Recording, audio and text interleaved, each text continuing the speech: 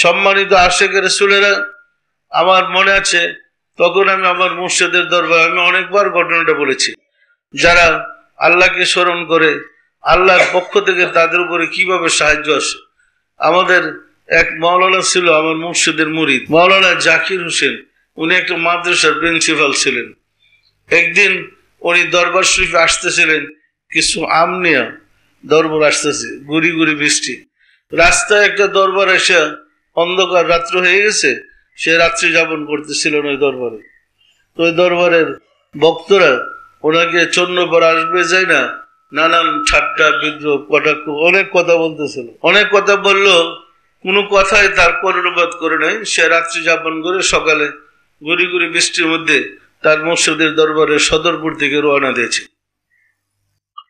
তো রাস্তা দিয়ে হেঁটে আসতেছে, তখন গুড়ি গুড়ি বৃষ্টি। কতটুকু আসার পরে বাঁশের জার থেকে, বাঁশের জার বুঝেন আপনারা, একটা বাঁশের জার থেকে একটা সাপ, বিরাট 4-5 হাত লম্বা একটা গক্ষুর সাপ বেরিয়ে আসে। সাপটা বেরিয়ে এসে ওই রাস্তার উপরে যখন তাকে দেখছে যে হেঁটে আসতেছে একটা লোক, সাপ এখানে ফানা ধরছে। ফানা ধরে একদম তার কাছে ঠুকুর মারলে তার মানে সীমানার মধ্যে এসে পড়ছে। তো সাপটা ফানা ধরে ফুসফুস করতেছে এবং তাকে দংশন করার চেষ্টা করতেছে।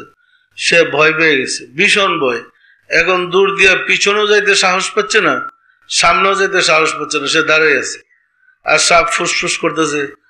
গভীরভাবে সে খেয়াল করছে মুর্শিদরে, যে এই বিপদে আল্লাহর দয়া ছাড়া, মুর্শিদের সাহায্য ছাড়া আমার বাঁচার কোনো পথ নাই।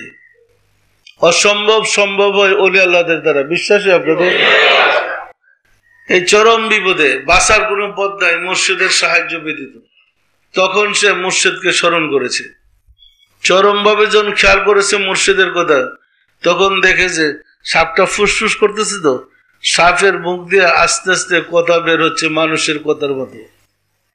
সাপটা জিজ্ঞেস করতেছে, মাওলানা ভাই আপনি কোথায় যান? তো সে ডাইনে বেয়ে তাকিয়ে দেখেছে কোনো মানুষ নেই। শব্দটা আসলো কোথা থেকে? দেখে যে সাপটাই বলতেছে কোথায় যান। তখন উনি লক্ষ্য করেছে ভালো মতো সাপের দিকে, যে মাওলানা ভাই আপনি কোথায় যান? উনি বললেন, আমি যমনের মুজাদ্দেদ আমার মুর্শিদের দরবারে যাই। তো বললেন, আমরা তো জাতে সর্ব, আমরা যদি দরবারে যাই দিনের বেলা বা রাত্রের বেলা, মানুষ তো আমাদেরকে পিঠে মেরে ফেলবে। তো আপনার কাছে আবার বিশেষ অনুরোধ, আপনি মুজাদ্দেদ হুজুরের কাছে আমার সালাম পৌঁছে দিবেন আর আমার প্রতি দয়া করতে বলবেন। এই কথাটুকু বলে সাপ আস্তে সোজা মাথা নত করে রাস্তা ছেড়ে দিয়ে চলে গেল। সম্মানিত আশিক রাসূলেরা, এই ঘটনা ঘটার পরে লোকটা কি স্বাভাবিক থাকতে পারে?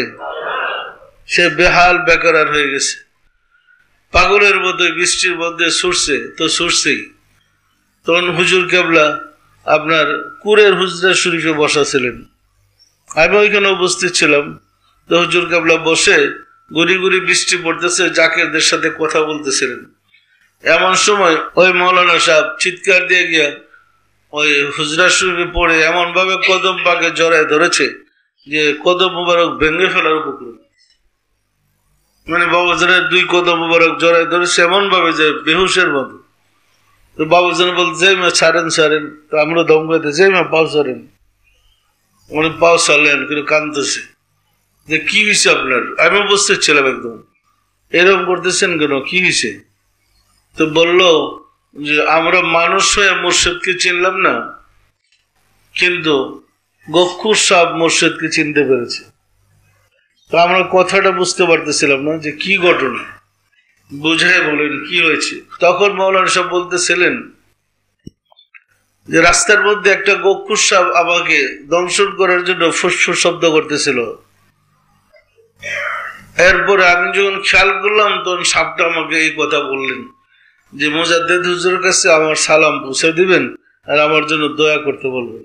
বিশ্বাস হয় আপনাদের? আপনি যদি আপনার কলবটাকে সক্রিয় করতে পারেন,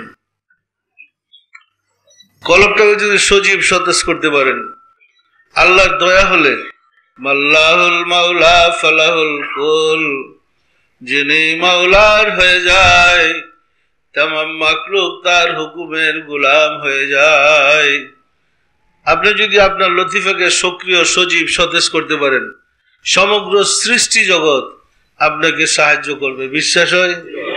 রাসূল সাল্লাল্লাহু আলাইহি ওয়াসাল্লামের জমানায় সাহায্য করেছে অসংখ্য ঘটনা আছে, আউলিয়া কিরামদের জমানায় সাহায্য করেছে অসংখ্য ঘটনা আছে, ওলি আল্লাহদের দরবারে সাহায্য করেছে অসংখ্য ঘটনা আছে, আছে না নাই?